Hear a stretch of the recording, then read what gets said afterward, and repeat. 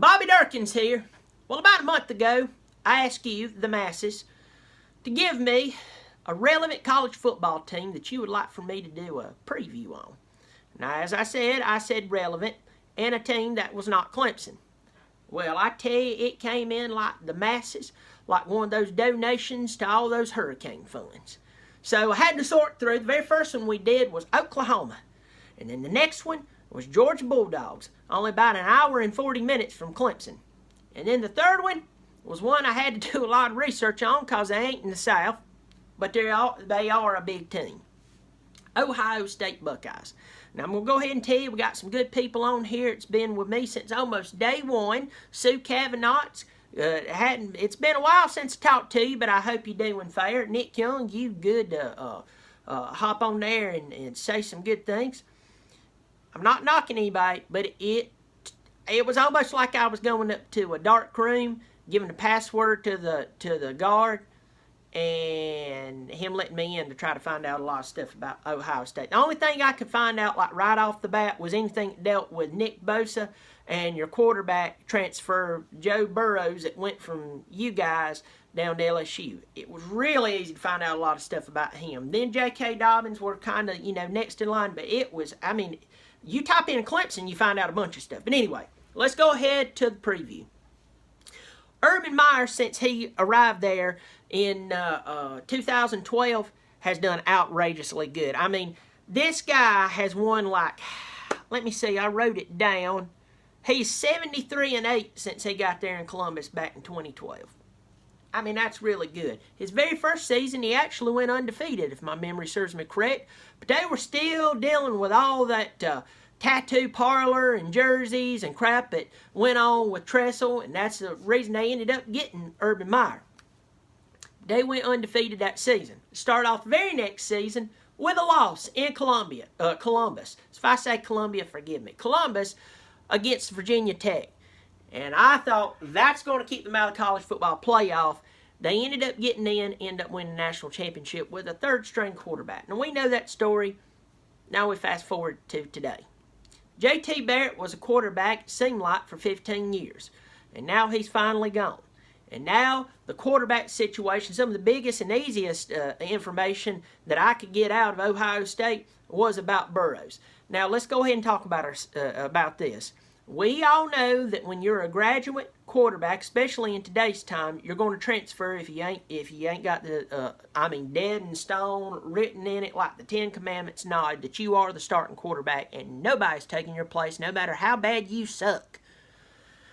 Well, this youngin' Dwayne Haskins got the nod.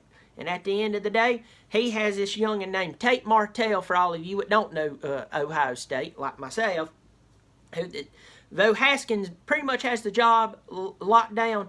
If he starts wavering a little bit, I don't know, maybe he drinks a little too much of the beans for him, Tate will be there to take his place.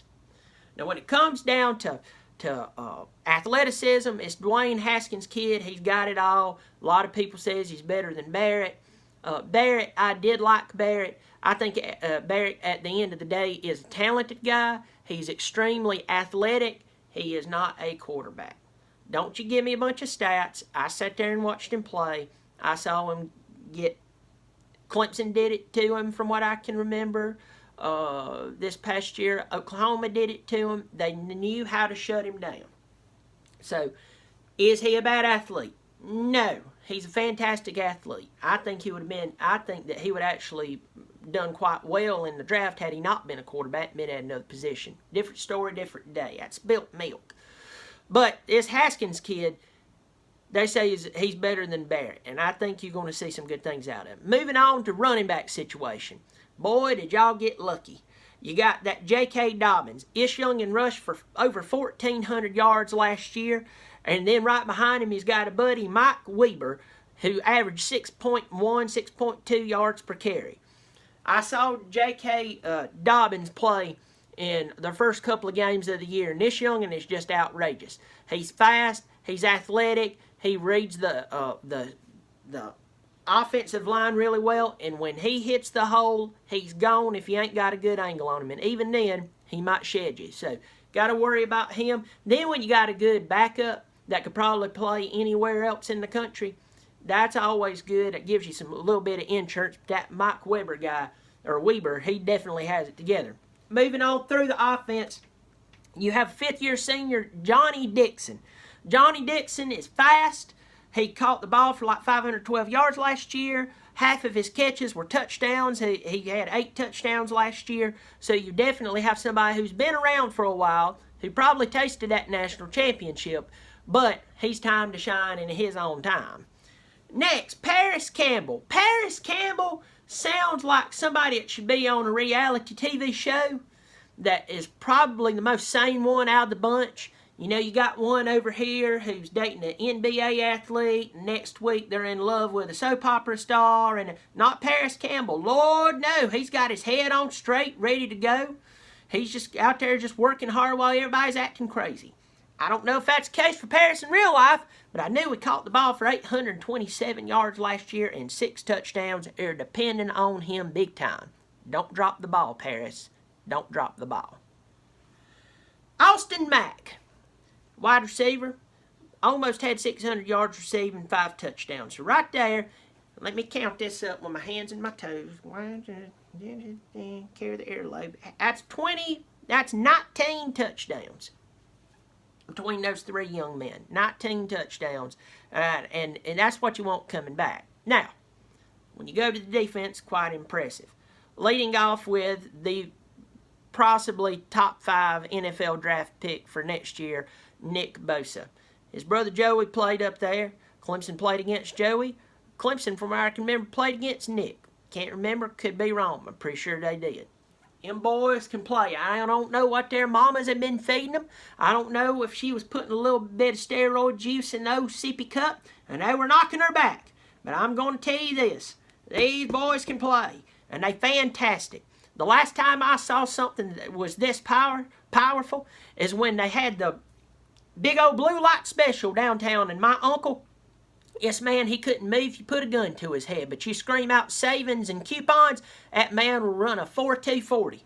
And that's what this youngin' is like. He's awesome, he's well built, he's strong, he will hit you, it will hurt. But he knows what he's doing. 13.5 sacks, 19.5 tackles for loss.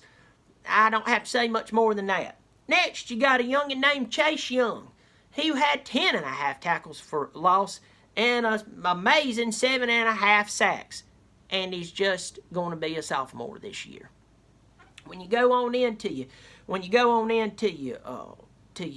secondary, some of those rest players on the defense, looking at a guy named Damon Arnett, who's had time playing, Kendall Sheffield, and then 2 former 5-stars from the 2017 class, Jeffrey Okuda. Forgive me if I butchered that, but I lost him at LMNOP. And then Sean Wade, who's a 5-star. They're expecting a lot from them. Now, I know that I could have possibly missed something here because I don't follow Ohio State that much. We all know Urban Meyer. We all know the Bosa kid. And we all kind of know J.K. Dobbins. But until this past year, the only player we knew who played on your team was J.T. Barrett. And then, every now and again, that Hubbard kid. And, of course, J.T. Barrett. Let's go over the schedule for this year. Now, I'm going to have to say this about the Big Ten. In years past, I thought the Big Ten sucked because they did suck. But the Big Ten is beefing up. There's been some changes among athletes and coaches. I'm going to go through the Ohio State schedule right now. Very first game you're going to play September the 1st. It's going to be against the Oregon State Beavers. You'll win that game. It'll be in Columbus. Next game, you're going to have Rutgers come in to Columbus on September the 8th. I think you're going to win that one again. Rutgers, no matter how good they are, they're still not better than you. And then here's a game that's interesting. You're going down to Arlington, Texas on September the 15th to play against Gary Patterson and the Christians of Texas Christian. You never know with old Gary. He can coach football. He's done a lot with a little, and then he's grown it. But he's had some troubles over the past couple of years. But I'm telling you, just got to focus. Texas Christian in Arlington, September 15th. I do think you win that game. Next game, September 22nd, you've got the Tulane Green Wave. Who cares? You're going to beat the living piss out of them. And then September the 29th, a game that I would actually like to see in late October, early November. You're playing at Penn State. And we know what they do with that wideout, and we know that y'all have had trouble with them. We also know that Franklin's got those boys playing. They got the quarterback back, but you don't have to deal with Barkley. So good luck on that one. That's a toss-up, but I still lean towards your playing, your style, and the players you're returning. I think you win that game. Next, you play Indiana. Last year, they gave you a run for your money, and you still beat them. That's going to be in Columbus on October the 6th. I say you win. Then you play P.J. Fleck in Minnesota. I really don't know much about Minnesota other than they suck annually. You're probably going to win that. Purdue, that's your trap game. You know Penn State's going to be a big game. You know TCU's going to be a troublesome game possibly. But Purdue, I'd keep my eyes on this one because you could walk away with a Clemson losing to Syracuse. If that's possible, it's extremely possible you lose to Purdue. They believe in Brahms, and I believe in him too. Another game that's a trap game. But you're playing against Scott Frost. Scott Frost is way better than Jack Frost. You know why? Because he's more dangerous because he's around all year. You have to wait till winter comes around to see Jack Frost. Well, Scott Frost is around every day of the year. Heck, he even cried when he left them youngins down there in Florida to go do his alma mater. I think he's returning to rejuvenate that program. I don't know if he'll do it this year, but the guy who's wearing the headphones like that, he's out there, he's calling the plays. He's dangerous. 2 trap games back-to-back. Better be careful you could come out of that with a loss. Then a game you definitely know is going to be big time. Michigan State at East Lansing. I'm telling you, 3 weeks in a row, you come out of this spread undefeated, you're probably gonna make it.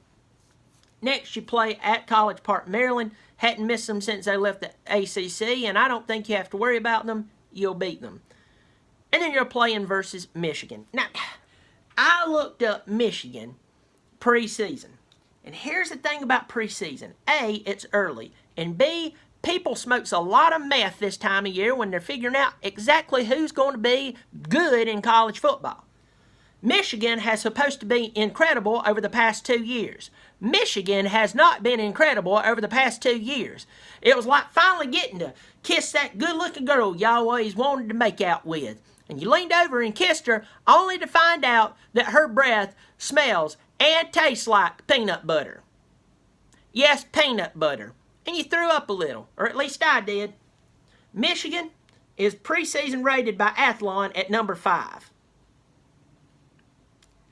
And Michigan is preseason rated at number 12 according to another. I think it was Sporting News. They keep changing this crap. Here's the deal. You're better than Michigan. I believe you're better than Michigan. And I believe Michigan's paying a little too much, way too much money to their head coach for the results they're getting.